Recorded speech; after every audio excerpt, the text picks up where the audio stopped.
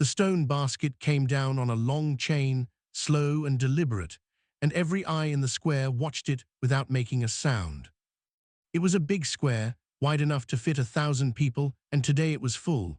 The Dravhari stood in their rows, tall, armored in natural scale, their eyes catching the grey morning light like polished coins. Their tails were still. Their wings were folded flat against their backs. When the Dravhari went quiet like this, it was not peace. It was the kind of quiet that had weight in it, like stones stacked on stone. At the center of the square, on a raised platform of pale rock, Lord Sovereign sat. He was old. He was enormous. His scales were the deep, dull color of iron that had been out in the rain for 100 years. He had been ruling Ashspire since before most of the people in that square were born, and he had the kind of stillness about him that comes not from calm, but from having long ago stopped being surprised by anything. The chain kept lowering. Inside the basket was a hatchling. It was smaller than the others from the same clutch, which had been presented to the court 3 days before. Those hatchlings had been bright-scaled, their wing membranes already catching air, their chest flames already flickering behind their ribs when the court light hit them. They had been welcomed with the old hum. They had been given names. This one had come out wrong. No wing membranes, scales the color of old coal, dull and patchy, no sign of any flame behind the ribs, just a hollow chest, rising and falling in shallow, quick breaths. The clutch matron had known immediately. Everyone in the hatching chamber had known. They had waited the required 3 days before bringing it to court, because the law required waiting, but no one had expected anything to change. The clutch matron stood at the edge of the platform. She was older than she looked, as most Dravhari were. She recited the words in a flat voice. The words were older than the square, older than Ashspire itself, probably. They said that a hatchling without flame was a hatchling without a soul. They said that keeping such a creature was an insult to the fire that made all Dravhari. They said the proper thing was to place it at the dust wall and leave it. Sovereign nodded once. That was all he did. The basket reached the bottom of the chain, which meant it had been lowered past the upper city, past the middle terraces, down below the Ashspire walls to where the cliffs ended and the flat grey stretch of the dust wall began. Someone on the ground released the latch. The basket tipped. And then the chain started back up, empty, and the square stayed quiet for 3 more seconds before everyone began to move again as if nothing had happened. Down in the underbrim, Nara was chasing a beetle. It was a blue one, which she had not seen before. She had a collection of 17 different insects back at the family quarters, kept in small clay pots with holes in the lids, and a blue beetle would have been a very good addition. She followed it around the corner of the waterpipe building, past the spot where old Fenwick always sat mending boots, and then she lost it under a crack in the foundation wall. She straightened up and sighed.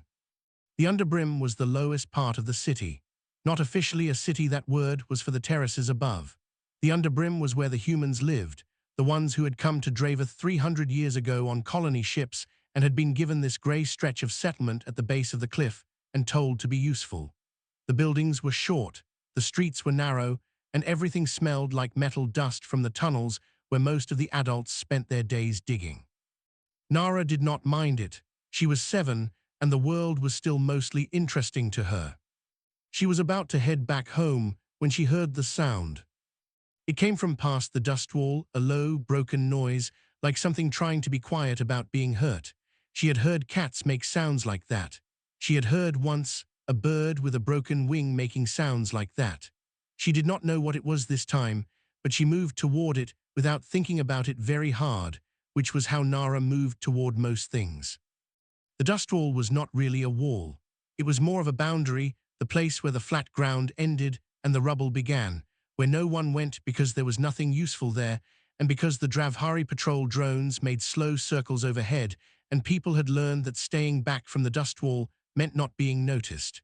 Being not noticed was very important in the underbrim. Everyone said so. Nara stepped over the first ring of loose stone and kept going. She found the basket on its side between 2 flat rocks. It was finely made Dravhari craftsmanship, not underbrim metal junk.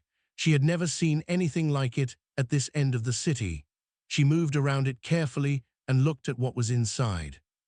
The hatchling was pressed into the far corner. It was very small. Its scales were dark and dull and patchy in a way that looked less like armor and more like something that had not been finished. Its eyes were open silver, large, catching the grey light. It was breathing fast and shallow.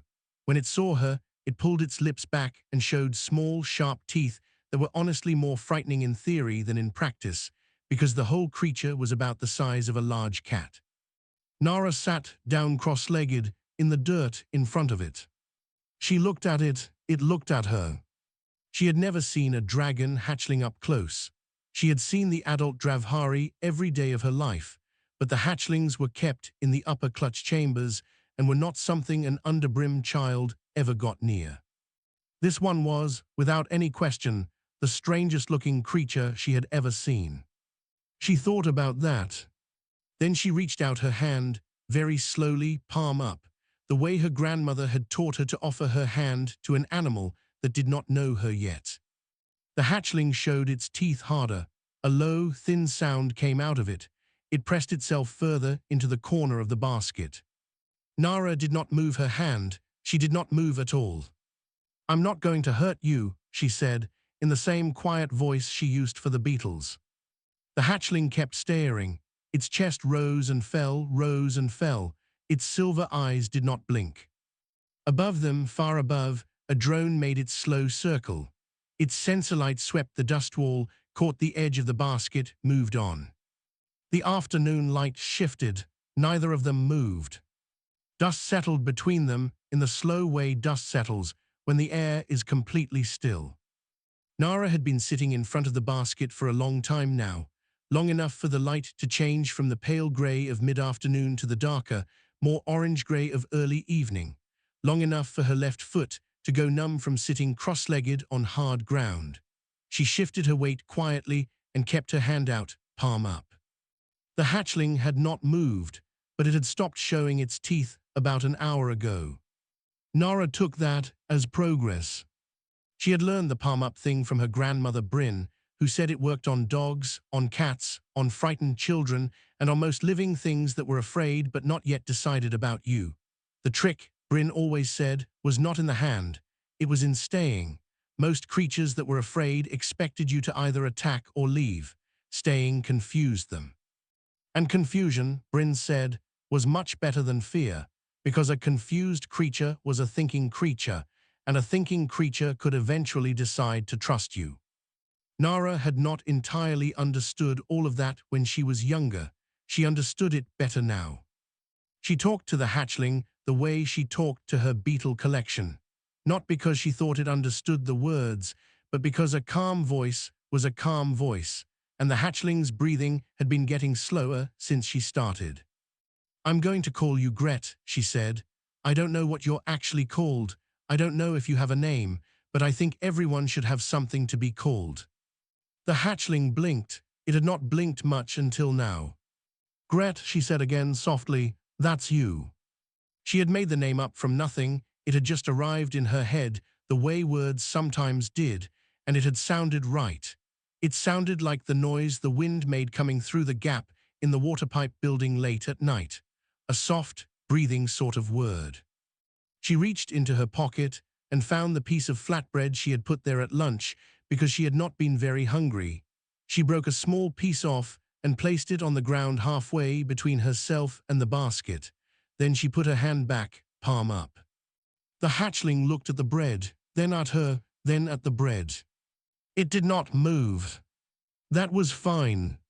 Nara waited. She heard Warden Doss before she saw him. He had heavy boots, and he did not walk quietly because he had never needed to. People in the underbrim got out of his way before he got close enough to make noise matter. He was the human overseer, which meant he was the person the Dravhari spoke to when they wanted something done in the settlement, and he was the person the settlement people spoke to when they needed something from the Dravhari, and neither side liked the arrangement very much, but both sides used it because it was easier than the alternative. Doss came around the edge of the rubble and stopped. He looked at the basket, he looked at the hatchling, he looked at Nara.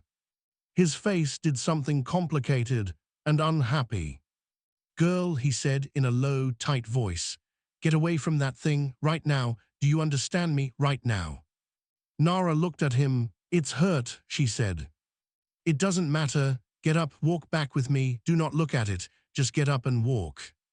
It's cold, Nara said. Look at how fast it's breathing. That's not normal breathing. That's cold breathing.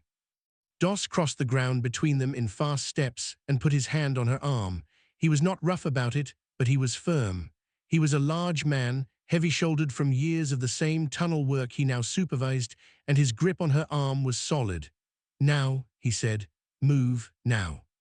Nara looked at him. She did not move. Doss had been in the underbrim for 31 years. He had learned to be invisible. He had learned which rules to follow and which faces to make when following them, and which things to not see and which sounds to not hear. He had learned all of it very carefully, the way you learn something that keeps you alive, and he had been very good at it, and it had kept him alive, and he had a wife and 2 sons, and he did not want to lose any of that. And this child was looking at him with clear, uncomplicated eyes, and saying that the creature was cold. If the patrol drone sees you here, he said, and his voice had dropped to almost nothing, they will report it.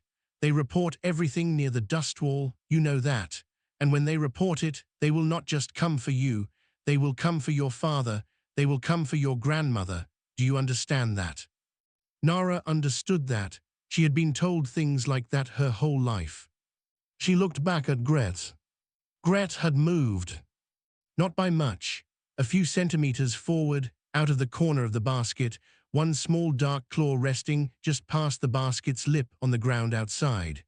The silver eyes were fixed on Nara with an expression that was too complicated to be called anything simple. Nara felt something shift in her chest, not a dramatic thing, just something settling into place. She reached out with her free hand, the one Doss was not holding, and she held it very still, palm up, fingers open, close to the ground. Gret lowered his head, slowly, inch by inch, the way something does when it has decided to test a thing it is not sure about. His head touched her palm. It was warm, which surprised her.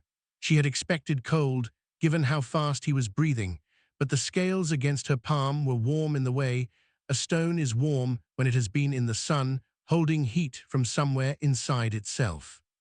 Doss made a sound in his throat that was not a word. They stayed like that, the 3 of them, in the half-dark of early evening, Nara's hand under Gret's head, Doss's hand around Nara's arm, no longer pulling. Then Nara did what felt like the only right thing to do. She shifted forward onto her knees very slowly, and she wrapped her arms around Gret, around his small dark body, his strange patchy scales, his bony wingless back, and she held him. Gret went completely still. His breathing, which had been fast and shallow for hours, slowed. It kept slowing. His whole body settled against her like something finally letting go of a tension it had been holding since before it was born. Doss stood there and did not speak. He was a man who had spent 31 years knowing when to stay quiet, and he was staying quiet now, but for the first time in a very long time, it was not because he was afraid of the wrong thing being heard. It was because he did not have any words for what he was looking at. Above them, the patrol drone finished its circle and started another. Its sensor light swept the dust wall in a long, slow arc. It crossed the basket. It crossed Nara. It crossed Gret, held in 2 small human arms, his silver eyes half closed. The drone recorded all of it and sent it upward through the network, packet by packet, toward the towers of Ashspire. In the highest tower, a notification light blinked on. No one was in the room to see it yet. But Lord Sovereign was on his way. By the time Nara carried Gret back to the family quarters, her grandmother Bryn was already awake. Bryn was always awake before Nara expected her to be. She was very old enough that her hair had gone from white to a thin, almost transparent silver, and she slept lightly the way old people do, woken by sounds or instincts that younger people did not register yet. She was sitting at the small table by the window when Nara came through the door with a dragon hatchling pressed against her shoulder, and she looked at them both for a long moment. Then she got up, went to the storage chest by the wall, and took out a folded cloth. She laid it in the corner of the room near the warmth vent. She looked at Nara. Nara walked over and set Gret down on the cloth. He curled almost immediately, tucking his head under one of his own forelegs, and his breathing went slow and steady. Bryn studied him for a while. Voidskin, she said, not loudly. It was not a cruel word the way she said it. It was just the word. His name is Gret, Nara said. Bryn looked at her granddaughter. Then she nodded once and went to put water on for tea. She did not tell Nara to take him back. She did not ask what Nara had been thinking or whether she understood what this meant. She had raised Nara's father in this same room, and before that she had raised two daughters, and she knew the difference between a child doing something foolish and a child doing something true. Those were not always different things, but when they were the same thing, there was no point in arguing with it. She poured 2 cups. She set one in front of Nara and kept one for herself, and she sat down. "Tell me what happened," she said. Nara told her. Bryn listened without interrupting, which was something she was very good at. By the time Nara finished, Gret had stopped moving entirely in his corner and was deeply asleep, making a very small, low sound that was almost but not quite a snore. Bryn looked at him for a long time. "Warden Doss let you bring him?" she asked. "He didn't say I couldn't," Nara said. Bryn considered that. "That's not the same thing." "No," Nara agreed, "but he also didn't say anything the whole way back. He just walked next to me." Bryn wrapped both hands around her cup. Outside the window, the underbrim was quiet in the way it was always quiet at night, not peaceful exactly, but settled, like a thing that had gone as still as it knew how to go. The lights of the upper terraces were visible if you looked up, pale and far away. "People are going to notice," Bryn said. "I know," Nara said. "Some of them are going to be frightened." "I know. Some of them are going to be angry at us." Nara looked at Gret sleeping in the corner. He was cold, she said, and he was alone, and no one was helping him. Bryn was quiet for a moment. "I know," she said, and she said it the same way Nara had said it, simply, without drama, as if it were the end of an argument that had never really needed to be an argument. She did not sleep much that night. She sat by the window instead, and she thought about rivers, about how a river can run the same course for 1,000 years, and then one day, because of nothing more than a small shift in the ground somewhere far upstream, it begins to move differently, and once it has moved, it does not go back. By morning, the underbrim news. It moved the way news always moved in a small, tight community, not through any single announcement, but through the accumulation of small things. A look held a second too long, a conversation that stopped when the wrong person walked by, a child who pointed at Nara's window and was quickly pulled away by a parent whose face said something they were not saying out loud. By mid-morning, Nara's father had been spoken to by 4 different people. 2 of them were angry. One of them was frightened in a way that came out sounding like anger. The 4th one was an older woman named Sira, who had lived 3 buildings down for as long as anyone could remember. And she had shown up at the door with a piece of dried meat wrapped in a cloth and had set it down without a word and left. Nara's father stood in the middle of the room looking at the dried meat and at Gret, who was awake now and examining the corner of the room with focused attention, and at his daughter, and he looked like a man trying to add numbers that kept coming out differently every time. He did not make Nara take Gret back. He went to work in the tunnels and he did not say anything, and that was his answer. More people came to the door through the afternoon. The angry ones knocked hard and spoke quickly and left. The other kind, and there were more of those, Nara noticed, just found reasons to pass by the window or step inside for a moment. An old man brought a piece of cloth. A woman with 3 small children of her own left a shallow bowl that turned out to be useful because Gret drank from it seriously and at length before going back to examining his corner. Warden Doss did not come. But he also did not report anything to the Ashspire administration. Nara did not know this. Bryn suspected it. Up in the towers of Ashspire, Lord Sovereign had watched the footage 11 times. He had watched it on his private panel in his viewing chamber with the door sealed and no attendants present. He had watched it in full the first time, then again, then in pieces, pausing on the moment the hatchling's head touched the child's palm. Pausing on the moment the child's arms went around the hatchling's body. Pausing on the long stretch of stillness afterward, the hatchling's breathing visibly slowing. He had not called anyone. He had not issued any order. He sat in the viewing chamber as the light outside changed from morning to afternoon to evening, and he watched the footage, and he did not move, and he thought about things he had not thought about in a very long time. In the east corridor of the same tower, Ambassador Rail of the Concorde was composing a message on his personal relay. He was a careful man who chose words deliberately and never sent anything he had not reviewed at least twice. He had been on Draveth for 6 weeks as part of a trade summit that had so far produced 3 signed agreements and 1 very long disagreement about tariff classifications. He reviewed the message once, then again. 3 words, he sent it. Then he opened a new document and began writing something much longer, and his stylus moved fast, which was unusual for him. At the bottom of the cliff, in the underbrim, Gret slept on the folded cloth. He had been fed twice, once by Nara and once by Sierra's youngest child, who had crept in with a curious expression and a piece of dried fruit. He had accepted both offerings with a gravity that seemed too large for his small body, and had then gone back to sleep. Nara sat cross-legged on the floor nearby, watching him breathe. There was nothing dramatic about the moment, nothing loud or large or visible from a distance. It was a child watching a sleeping creature in a small room in a low part of a city. But Bryn, watching from her chair by the window, felt the same thing she had felt the night before and could feel more clearly now. The river was moving. She did not know yet where it was going, but it was moving. The summons arrived on the 3rd morning.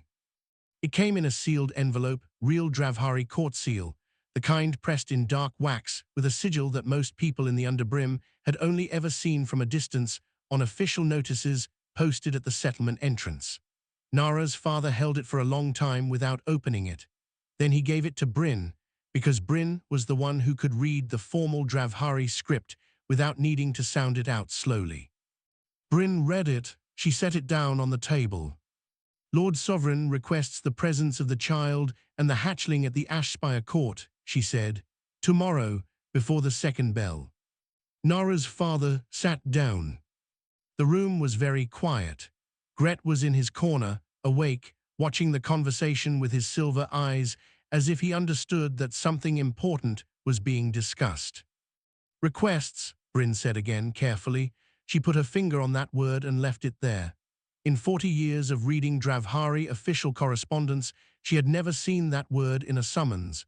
She had seen commanded, she had seen requires attendance, she had seen failure to comply, she had never seen requests. She picked the letter back up and read it again, because she wanted to be sure she had not made a mistake. She had not made a mistake. Nara's father looked at his daughter. He was not an angry man. He was a tired man, which was different. He worked long days in a tunnel where the air was bad and the light was worse, and he came home every evening and ate whatever there was and listened to Bryn's stories with Nara because it was the one part of the day that felt like it belonged to him. He was afraid of many things. Most of them were practical. The Dravhari were at the top of that list. She goes, Bryn said, and I go with her. He looked at his mother for a moment. Then he nodded. Not because he was not afraid, he was, but because he trusted Bryn, and because the word requests was still sitting in the air of the room, and he did not know what it meant yet, but he knew it meant something. The next morning was grey and still. Bryn dressed Nara in the best clothes they had, which were clean and simple. She plaited Nara's hair back. She did it slowly and carefully, the way she did everything, and neither of them spoke much. Gret rode on Nara's shoulder. He had started doing that, climbing from the floor to her knee to her shoulder, by a route he had mapped out through some combination of instinct and practice, and once he was up there, he was very settled, his small dark body against her neck, his head raised and watching. He weighed less than Nara expected something with scales to weigh. His claws were careful on her shoulder. He had not scratched her once. Warden Doss met them at the underbrim entrance. He did not say anything. He walked with them through the lower gate and up through the terraces, up past places Nara had never been, past the mid-city markets that humans could visit on supply days, past the craft district where the stonework got finer and the streets got wider, and then through the outer arch of the ash spire court itself. Nara had never been here before. She looked at everything. The court was very large. The columns were pale stone and very tall, and the light came through high narrow windows and fell in long shapes across the floor. The Dravhari were already assembled, rows and rows of them, elders and officials and clutch matrons and warrior caste members in their formal scales. They were all quiet, the kind of quiet that had been practiced. Nara walked in, and a few hundred Dravhari looked at her. She looked back. Then she looked at Gret, because Gret was also looking at the assembled crowd, his silver eyes moving slowly across the room. He did not press against her neck. He did not hiss. He sat on her shoulder and watched with an expression she could not name. Lord Sovereign was at the far end on his raised seat. He looked exactly the way he looked at the abandonment ceremony, enormous, iron-colored, still, but something in the room around him was different from that day. On the day of the ceremony, the stillness in the court had been comfortable. It had been a stillness that knew what it was doing. This stillness was not comfortable. This stillness was waiting. Bryn walked beside Nara. Warden Doss walked one step behind, which he would later say was the longest walk of his life. They stopped at the correct distance from the platform. Bryn made the formal bow. Nara copied it. Doss did the same. Sovereign looked at them for a moment. Then he spoke in the formal register, which was slow and deep and resonant. Bryn translated quietly at Nara's side. He asks why you approached the Voidskin. Nara thought about that question. She did not think about it for very long. Because it was crying, she said, and no one was helping it. Bryn translated. Her voice was steady. The court was completely silent. Sovereign looked at Nara for a long time. His expression did not change. It was not a cold expression, it was more like the expression of someone doing careful arithmetic, except the arithmetic was not about numbers. He had been doing this arithmetic privately for 2 days. He was 400 years old. He had enforced the Voidskin right for most of that time because it was the law, and the law came from the scripture, and the scripture was not questioned. But he was also old enough to have done the thing that very long lives sometimes force on you if you are honest. He had looked at the scripture carefully many times. And he had noticed that what it actually said and what tradition had built on top of what it said were not always the same thing. He had noticed that for a long time. He had done nothing with the noticing, because noticing a thing and doing something about it are different problems, and the second problem is much harder. He looked at Gret on the girl's shoulder. Gret looked back at him, steady, unhurried. The silver eyes were clear. And then something happened that no one in the court had predicted. One of the clutch matrons stepped forward from the assembly. She was very old, her scales faded and pale at the edges, and she moved slowly. No one stopped her, partly because no one knew what she was doing, and partly because she was senior enough that stopping her required someone more senior to do it. She moved to the center of the open floor between the platform and where Nara stood. She lowered herself to the ground in a full kneel, which was not a common posture for a Dravhari in public, and she made a sound. It was low and it wavered, and it rose and fell in a particular rhythm. Nara did not know the sound. Bryn did. She had read about it in old texts. It was the Dravhari sound of grief for something lost, normally made at a burial or at the close of a hatching ceremony when a clutch did not survive. She had never heard it made for a living thing. The clutch matron had lost a hatchling to the Voidskin right 40 years ago. Most people in the court knew this. No one had ever acknowledged it in public before. The sound she made filled the space under the high pale columns. 3 seconds, 5, 8. And then, from somewhere in the back of the assembly, another Dravhari began the same sound, and then a third. Sovereign watched this from his seat. He sat very still. He had spent 400 years sitting still while things unfolded around him, and usually the stillness was control. Right now, the stillness was something else. He rose from his seat.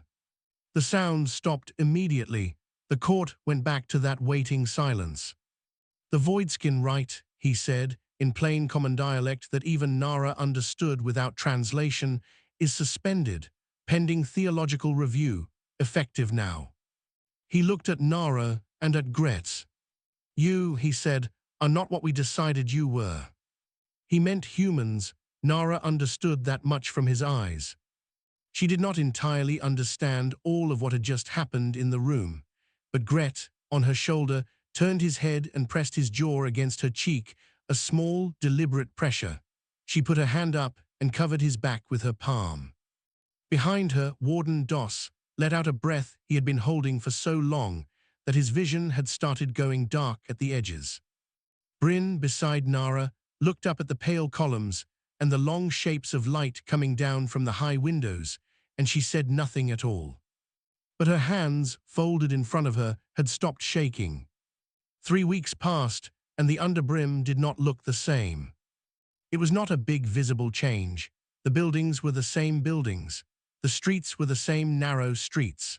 The smell of metal dust from the tunnels was the same smell it had always been, and the people who lived there still went to work before the light came and came back after it was gone again.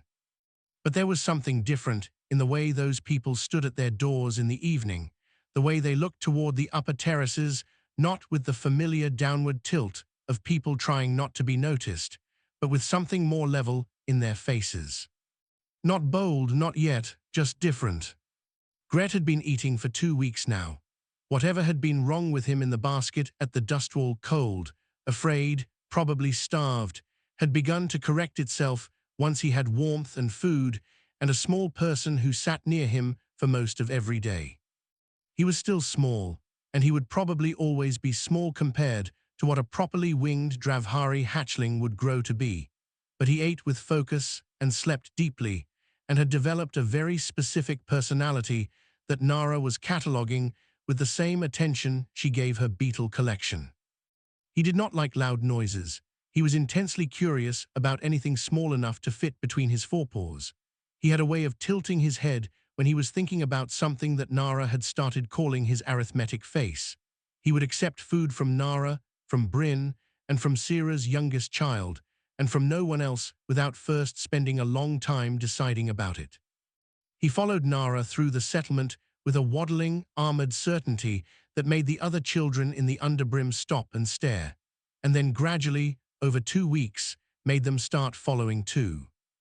Nara built him obstacle courses from rubble and discarded pipe pieces because he could not fly and could not climb like a winged hatchling, but he was very quick on the ground, and his problem-solving was attentive and patient. The other children helped build them, at first just watching and then suddenly contributing without anyone asking them to. Gret navigated each course with focused intensity and then looked back at Nara when he was done, which she had decided meant he was asking for the next one. 2 Dravhari scholars arrived at the underbrim on the 9th day after the court appearance. They were not warriors. They were not administrators.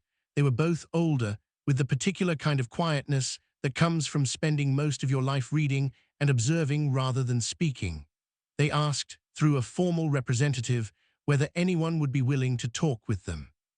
They used the word willing, which Bryn noted and filed away with the word requests from the summons letter, in a collection of words she was beginning to think of as important. Several people in the underbrim refused. That was their right, and no one argued with it. Several others were curious enough to agree, and the conversations happened in the open settlement square so that everyone could see them and they did not feel like traps. One of the scholars asked Bryn about children. She had been speaking with him for about an hour, carefully, on a bench outside the waterpipe building. He was not rude. He was not condescending. He was simply, genuinely confused about something, and he was trying to understand it, and Bryn found she respected that because confusion was at least honest. "Your child," he said, meaning Nara, though Nara was actually her granddaughter, went toward the Voidskin without fear. "Is this what your people teach, to approach without fear?" Bryn thought about that question for a while. She turned her cup in her hands. No, she said, we don't teach them to approach without fear. We teach them that fear is not a reason to leave someone alone. The scholar was very still for a moment. Then he took out a small recording device and asked, politely, if he could use it. Bryn said yes. He repeated the question. She said the same thing again. That night, he sent a 12-page message to the Concord's Xenology Division and marked it urgent. Warden Doss filed a complaint on the 14th day. It was a formal document, 3 pages, written in the careful administrative language that he had learned over 30 years of filing reports for other people. It described the working conditions in the deep mine sections, the bad air, the inadequate lighting, the rotation schedules that did not allow proper rest. It described 3 specific incidents in the last year in which workers had been injured, and the injury reports had been dismissed by the Dravhari Mine Administration. He had written versions of this document in his head many times over the years. He had never written it on paper before. He had been afraid of what would happen. He filed it on a Tuesday. He spent the rest of that day waiting for something bad to happen. Nothing bad happened. Nobody came to his door. He went to bed that night not knowing whether the document had even been received or whether it had disappeared into some administrative space where uncomfortable things went to be forgotten. He did not know what would come of it. That was not why he had filed it. He had filed it because there is a particular kind of person who, once they have stood in the dark and watched a small child refuse to leave a frightened creature alone, can no longer look at a blank piece of paper and decide that the right thing to write on it is nothing. Ambassador Rail met with Bryn privately on the 16th day. He was a careful man, as always, and he came alone and without ceremony and sat at her table the way a person sits when they are not there to negotiate anything, just to understand something. He asked her about the underbrim, about what the 3 weeks had been like. She told him honestly, which included the people who were angry and the people who were afraid and the people who had brought meat and cloth to her door.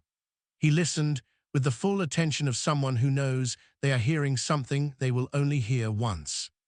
Then he asked her, was this normal? What Nara had done, what the people of the underbrim were doing now, was this what humans did? Bryn considered.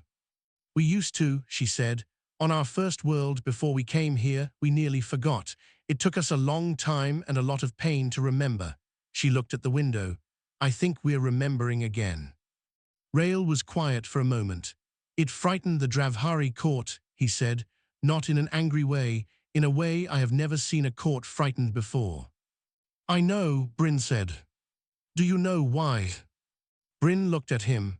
Because a creature their entire civilization had decided was empty turned out not to be empty, and the only one who knew was a child who had not been taught to decide things before she looked at them. Rail went back to his quarters and wrote for 4 hours. His final report to the Concord was 60 pages long. He had written reports before that were longer, but never one where he felt as clearly as he did here that the people who would read it had no framework for what was in it. He tried to give them one anyway. The conclusion was not political language. It was not the kind of thing he normally wrote in official documents, but he wrote it anyway and did not take it back out. He wrote, the humans of Draveth have demonstrated a social capacity that no species in the Concord has formally documented. Not the capacity for war, which is common. Not the capacity for trade or science or governance, which are also common. The capacity to extend comfort toward a creature they have been given every reason to fear or ignore. To see something alone in the cold and be unable to walk away from it. This is not strategic. It does not appear to be cultural training. It appears to be structural to what they are. He marked the file priority Tier 1 and sent it. He did not feel done. He felt like he had described a very large thing with a very small set of words, and that the difference between the words and the thing would take years to properly account for. On the evening of the 21st day, a second formal document arrived at the underbrim, not a summons this time, an invitation which is different. It was addressed to the settlement as a whole, not to any individual. Lord Sovereign was convening a full court session. He had made a decision. Up in the highest tower, Sovereign stood at his window in the dark and looked out at the cliffs of Draveth falling away below the city, and the flat grey stretch of the dust wall far beneath, and the small lights of the underbrim settlement at the base of the cliff. He had been standing there for an hour.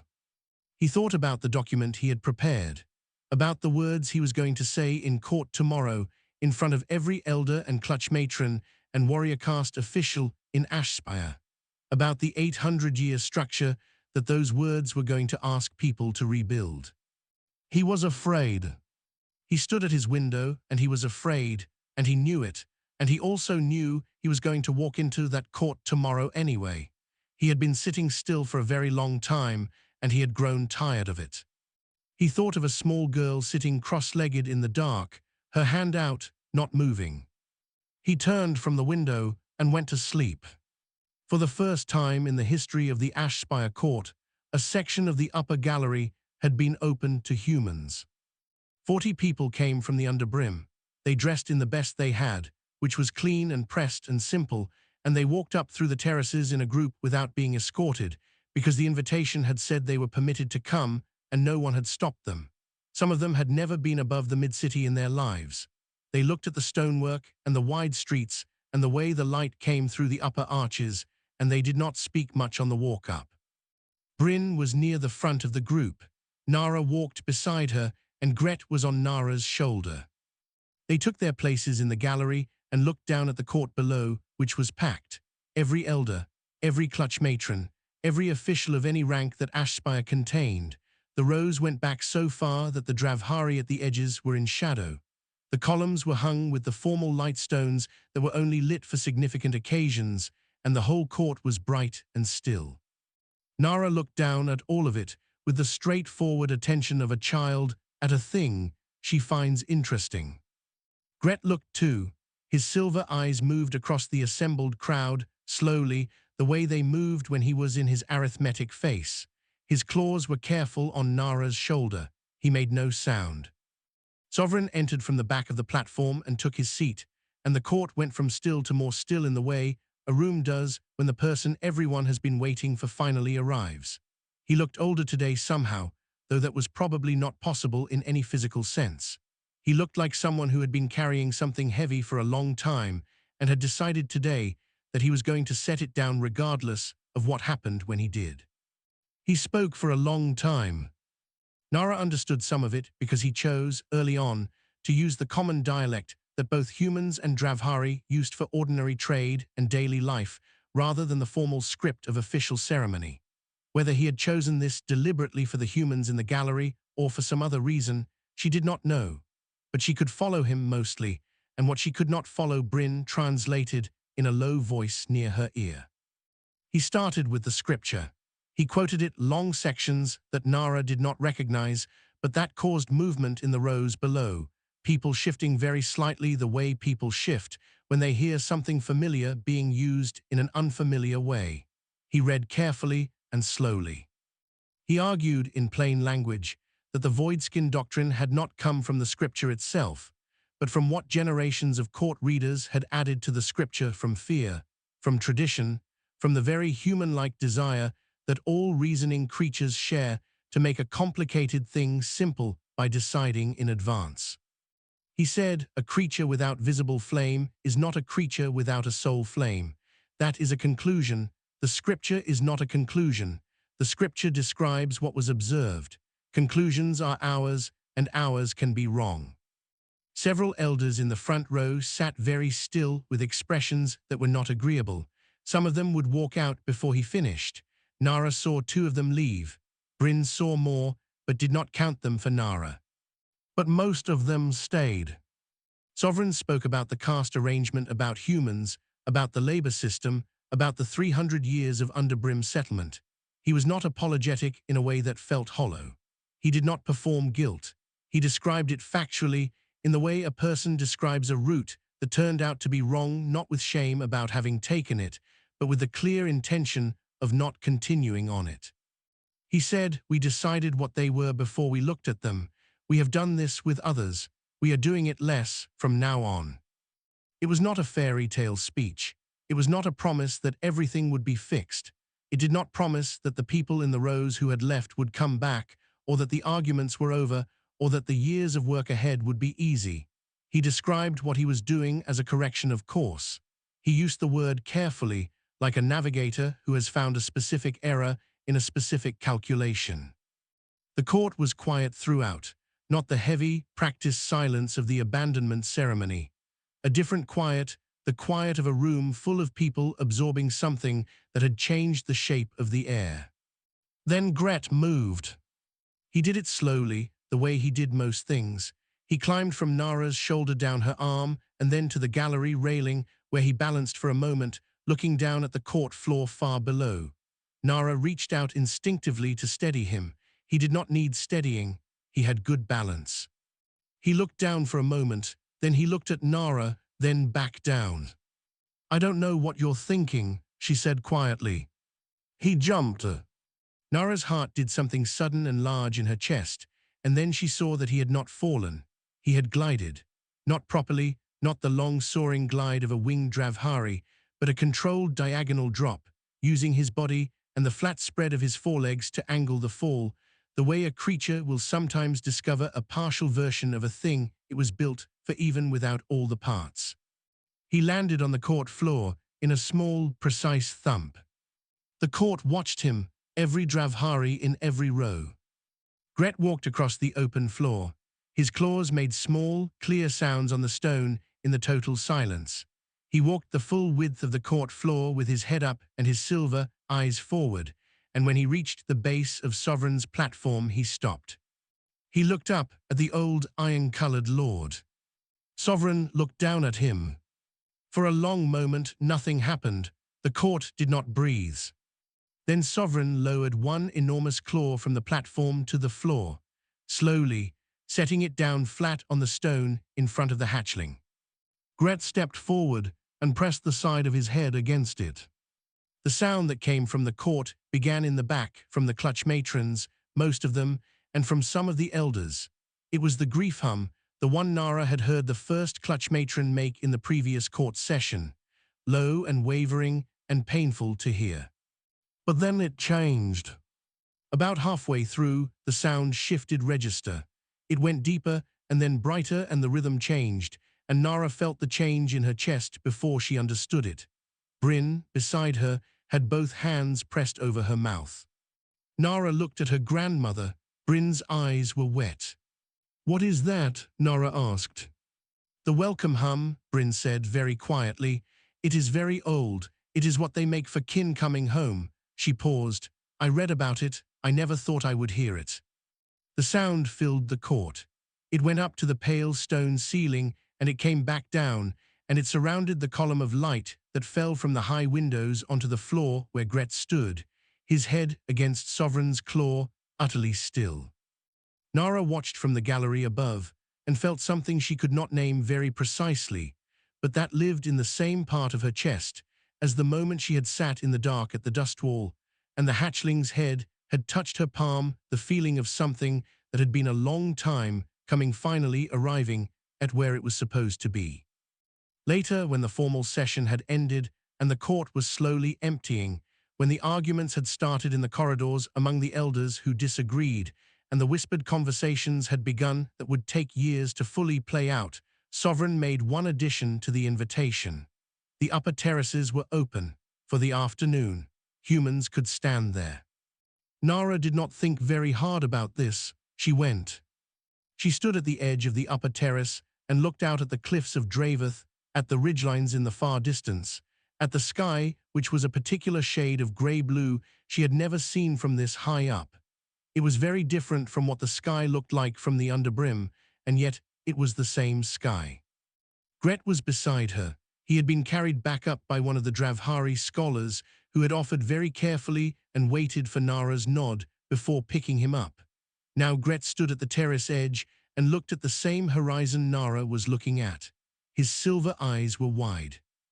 Ambassador Rail stood a short distance away with his relay open, dictating something. He spoke very quietly. He finished his dictation and closed the relay and looked at the two of them, the girl and the wingless hatchling, standing together at the edge of the highest point in the city. He said, almost to himself, just barely loud enough to be heard. In the end, it was not a weapon, not a war, not a treaty or a trade agreement. It was a small girl who decided that being frightened was not the same as being right. Nara did not hear him. She was already pointing something out to Gret on the far ridge, some shape she had spotted, a formation of rock or cloud or distant movement, something that had caught her attention. Gret was watching where she pointed with his full arithmetic face focus. That night in the small room in the underbrim, Bryn sat at the table for a long time after the lamp was the only light. She took out the journal she kept, which was a plain book with a cloth cover that she had carried for 40 years. She opened it to a new page. She sat for a while thinking about what to write. She had tried to write about the last 3 weeks several times and had found that the words came out wrong, too large, too dramatic, not like the actual thing, which had not been large or dramatic. It had been a child sitting in the dirt. It had been a fold of cloth in the corner of a room.